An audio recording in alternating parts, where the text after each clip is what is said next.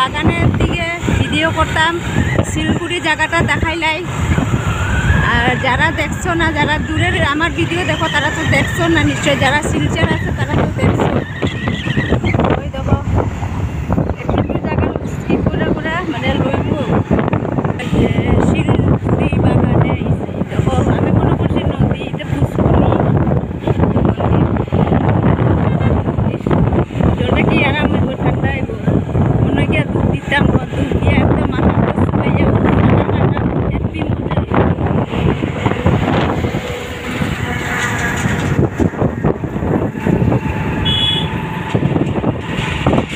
আমরা বাগানে গেছি বন্ধুরা, দেখো জায়গাটা দেখো, রাস্তার লগেই, বেশি দূর না।